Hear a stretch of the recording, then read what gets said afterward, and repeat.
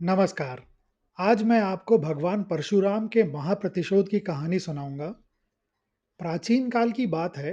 भृगुवंश में जन्मे महर्षि जमदग्नि एक असाधारण तपस्वी और विद्वान थे। जमदग्नि ने विदर्भ देश के राजा प्रसेनजित की पुत्री रेणुका से विवाह किया था।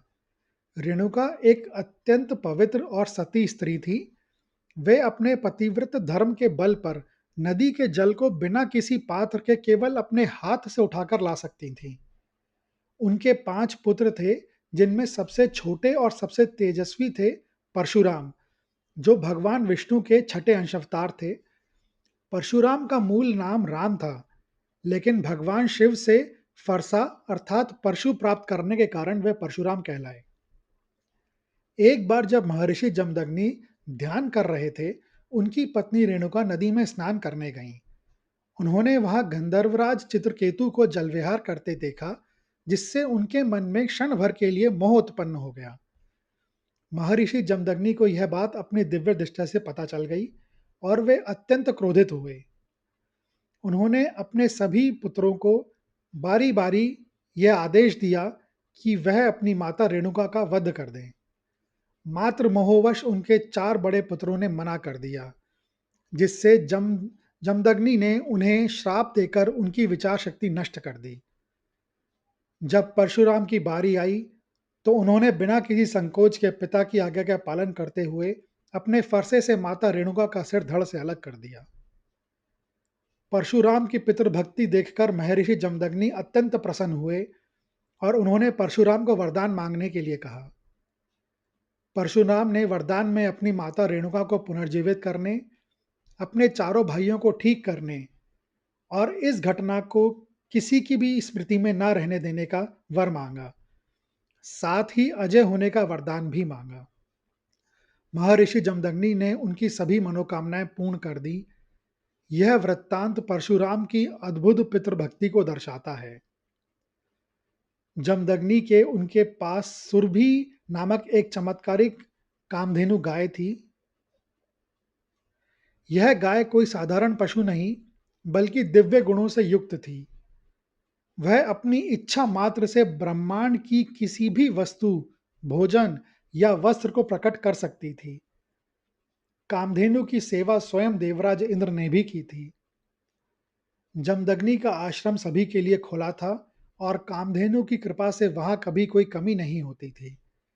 ऋषि अपनी तपस्या और अतिथियों के सत्कार में लीन रहते थे।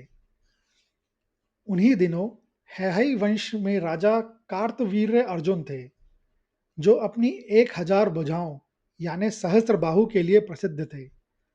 उन्होंने भगवान दत्तात्रेय की घोर तपस्या करके कई दिव्य वरदान प्राप्त किए थे, जिनमें से एक था उनकी 1000 भुजाओं और अजेयता का। वे इतने शक्तिशाली हो गए थे कि रावण जैसा पराक्रमी भी उनसे हार चुका था। एक बार राजा कार्तवीर्य अर्जुन अपनी विशाल सेना के साथ शिकार करते हुए ऋषि जमदग्नि के आश्रम के पास से गुजरे। थकान और भूख से व्याकुल राजा ने ऋषि से आश्रय मांगा। जमदग्नि ने अपनी आश्रम की छोटी सी कुटिया में इतने बड़े राजा और उनकी सेना का सत्कार करने का प्रस्ताव रखा। राजा को लगा कि यह असंभव है, लेकिन ऋषि के आग्रह पर वे रुक गए। कामधेनु के चमत्कार से पल भर में राजा तथा उनकी पूरी सेना के लिए असंख्य व्यंजन और बहुमूल्य वस्त्र प्रकट हो गए। राजा कार्तिवीर्य अर्जुन यह देखकर स्तब्ध रह गए। उनके मन में तुरंत लोभ उत्पन्न हो गया। उन्हें लगा कि ऐसी दिव्य गाय तो उनके राजकोष में होनी चाहिए, ताकि वे हमेशा धन धान्य से परिपूर्ण रहे और अजय बने रहें। जब भोज समाप्त हुआ, तो कार्तिवीर्य अर्जुन ने ऋषि जमदग्नि से कामधेनु को उन्हें सौंपने की मांग की। जमदग्नि ने विनम्रतापूर्वक लेकिन दृढ़ता से इनकार कर दिया। उन्होंने कहा कि कामधेनु उनकी व्यक्तिगत संपत्ति नहीं, बल्कि आश्रम की शोभा और प्राणियों के कल्याण का साधन है। लेकिन अहंकार से भरे कार्तिवीर्य अर्जुन ने ऋषि की बात नहीं सुनी। उन्होंने अपने सैनिकों को आदेश दिया कि वे बलपूर्वक कामधेनु को साथ ले चलें।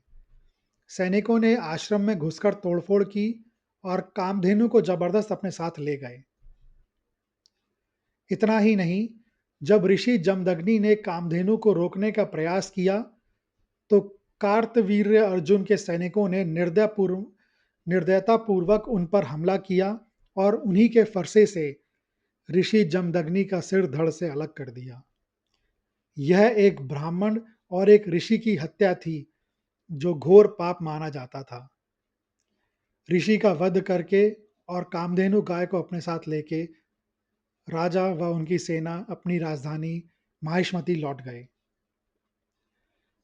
जब यह वाक्य घटा उस समय परशुराम आश्रम में नहीं थे, पर जब वह लौटे तो उन्होंने अपने पिता का रक्त रंजित शव देखा और अपनी माता रेणुका को विलाप करते हुए पाया। उनकी माता ने गहरे दुख में 21 बार अपनी छाती पीटी। यह दृश्य देखकर परशुराम का क्रोध प्रलयंकारी अग्नि के समान भड़क उठा।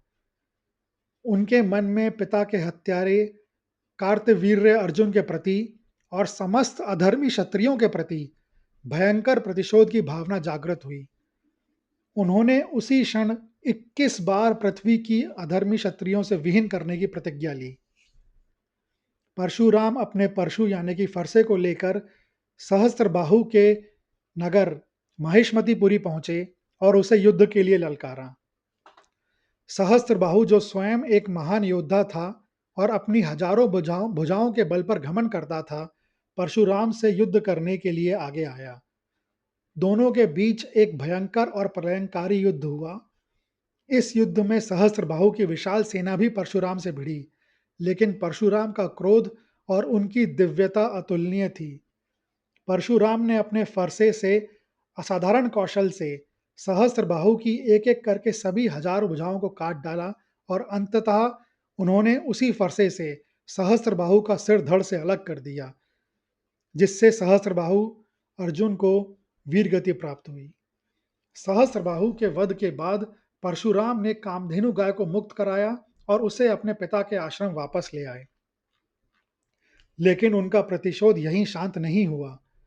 उन्होंने अपनी प्रतिज्ञा को पूरी करने के लिए 21 बार पृथ्वी पर घूम-घूम कर उन सभी क्षत्रिय राजाओं और योद्धाओं का संहार किया, जो अधर्मी थे, अहंकारी थे और धर्म के मार्ग से भटक गए थे।